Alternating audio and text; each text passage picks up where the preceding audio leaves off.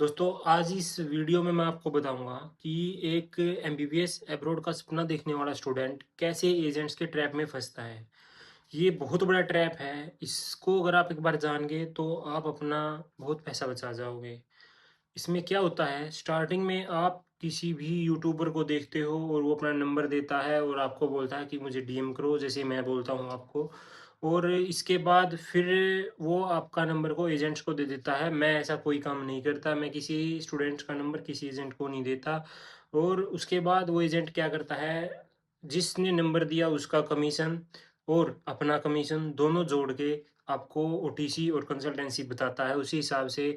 और अगर आपने बात कर ली हर चार्जेस की, जितने भी हाइडन चार्जेस होते हैं जैसे ग्रीन कार्ड, डिप्लोस्कोपी जिसको बोलते हैं, मेडिकल, वीज़ा एक्सटेंशन, अगर इनको आपने ओटीसी में इंक्लूड करवा लिया, अगर आपने ओवरली करवाया, सिर्फ एजेंट ने मौखिक तौर पर आपको फ़ोन पे बता दिया कि हाँ इसमें इंक्लूड है, तो वो बाद में मना कर देगा। अगर आप लिखवा के लोगे तो आप बच जाओगे।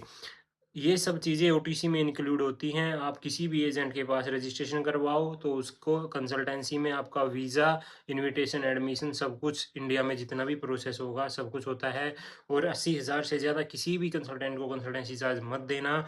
और फिर बारी आती है ओटीसी की। ओटीसी में आपका रसिया में जितने भी ट्यूशन फीस और हॉस्टल फीस से अलग जितने भी चार्जेस होते हैं, जैसे कि green card, visa extension, medical और ट्रांसलेशन, ये सब चीज़ें ओटीसी में इंक्लूड होती हैं। इससे अलग आपका सिर्फ ट्रैवलिंग चार्ज लगता है, वो क्योंकि फ्लेक्सिबल होता है।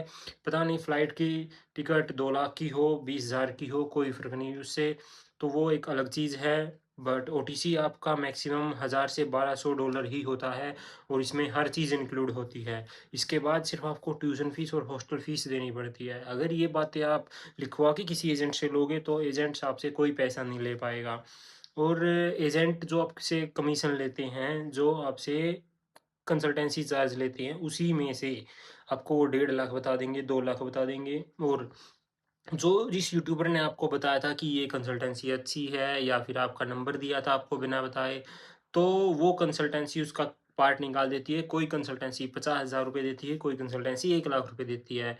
तो इस वो सब आपकी जेब से निकलना है, आपको ये सब बातें पता नहीं होता। और कुछ एजेंट ऐसे हैं जो बी टू बी पे काम करते हैं, जिनका रसिया में कोई अता पता नहीं होता, ना उनको कभी उनका पासपोर्ट भी नहीं मिलेगा कुछ के पास तो, वीज़ा तो दूर की बात है। वो सब क्या करते हैं, आपको किसी बड़े कंसल्टेंट को बेच देते हैं या फिर मेन कंसल्टेंट जो जिस यूनिवर्सिटी का होता है उसको बेच देते हैं। वो इन सब का पार्ट, यूट्यूबर का पार्ट, बी2बी वाले का पार्ट और अपना पार्ट सब आप में से निकालेगा। इससे आप करीबन 2.5 से 3 लाख पैसा वेस्ट कर दोगे। सबसे ज़्यादा जो स्टूडेंट इस चपेट में आते हैं वो हैं बिहार से, और बिहार क्या लगता है यूपी। और मैक्सिमम लड़कियां इस ट्रैप में फंसती हैं क्योंकि इजीली ट्रस्ट कर लेती हैं। और साउथ इंडिया तो पूछो ही मत, जिस यूनिवर्सिटी में हम 3 लाख 4 लाख दे के जाते हैं, साउथ इंडियन स्टूडेंट उसी यूनिवर्सिटी में फर्स्ट ईयर का 10 से 12 लाख रुपए दे के आते हैं।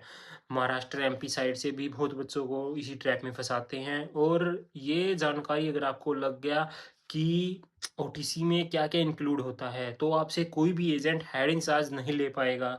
और कंसल्टेंसी में आपका वीज़ा और आपका जो स्टार्टिंग में ट्रांसलेशन वगैरह होती है वो सब इंक्लूड होता है। 80,000 से ज़्यादा आपको कंसल्टेंसी चार्ज नहीं देना है। और जीएसटी अगर कोई आपसे मांग रहा है तो वो जीएसटी पे नहीं करते, वो आपसे लेते हैं, आपको बिल नहीं देंगे। एक किसी भी एजेंट को अपनी ओरिजिनल डॉक्यूमेंट आपको नहीं देने हैं। अगर आपने अपने ओरिजिनल डॉक्यूमेंट एजेंट को दे दिया तो मतलब आप फंस गए। फिर आपसे जब भी आप अपने ओरिजिनल डॉक्यूमेंट वापस मांगोगे, आप सच्चाई जानकर, जैसे मैं आपको बता रहा हूँ या फिर कोई और यूट्यूबर आपको बताएगा, कोई और स्टूडेंट से आपका कॉन्टैक्ट होगा, कोई अपना आपको बता देगा कि अपने को ओरिजिनल डॉक्यूमेंट नहीं देने थे, इतना पैसा नहीं लगता, तो वो एजेंट क्या करेगा, वो आपके डॉक्यूमेंट के बताएगा कि हमने रसिया भेज दिए। कोई भी यूनिवर्सिटी रसिया में ओरिजिनल डॉक्यूमेंट्स का आपको जमा नहीं करती है जब तक आप जाके फिजिकली अपने एडमिशन लेटर पे साइन नहीं कर देते हो। तो इसी चक्कर में वो एजेंट ये बोलता है फिर कि मेरे पास डॉक्यूमेंट नहीं है, मैंने यूनिवर्सिटी में भेज दिए, XYZ एमएससी में भेज दिए। वो सब आपको झूठ बोलते हैं। ऐसी बातों में नहीं फंसना है। किसी भी एजेंट को अपने ओरिजिनल डॉक्यूमेंट नहीं दे रहे हैं, अगर आपने दे दिया है तो अपने डॉक्यूमेंट निकलवा लीजिए। जब आपका इनविटेशन लेटर आ जाए उसके बाद आप अपने डॉक्यूमेंट दीजिए, उससे पहले आप अपने डॉक्यूमेंट मत दीजिए। आप अमाउंट चाहे 50,000 दे दो, कोई दिक्कत नहीं है, क्योंकि अगर दूसरा कोई आएगा तो वो आपके 50,000 प्लस एक्स्ट्रा कुछ अमाउंट लेस करके ही आपको बताएगा। बार्गेनिंग बहुत बड़ी होती है इस चीज़ में। अगर आप अच्छे से रिसर्च करके एडमिशन लोगे रसिया एमबीबीएस में, तो आप अपना बहुत पैसा बचाओगे। और कुछ एजेंट क्या करते हैं, जो आप अगर मौखिक तौर पे बात करके जाओगे रसिया, तो वहाँ पे जाने के बाद आपसे हर चीज़ का ओटीसी से अलग हर चीज़ का, जैसे कि बोलेंगे कि मेडिकल का दो, बायोमेट्रिक का दो। कुछ एजेंट तो 45 के रूबल तक ले लेते हैं और लगता टोटल 20 के टू 30 के है। और ये सब है ना ट्रैप होता है, आपको इसमें नहीं फंसना है।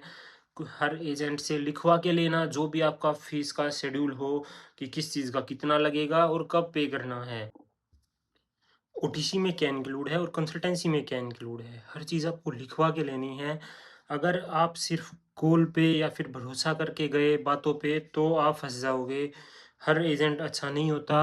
बहुत सारे एजेंट इतने बड़े चोर हैं कि यहाँ से आपको गवर्नमेंट हॉस्टल तक बता के लेके जाएंगे और वहाँ जाके आपको प्राइवेट हॉस्टल में धकेल देंगे। इन सब बातों को ध्यान में रखते हुए आपको अपनी एडमिशन प्रोसेस स्टार्ट करनी है। और किसी भी एजेंट को अपने ओरिजिनल डॉक्यूमेंट जो है वो नहीं देने हैं।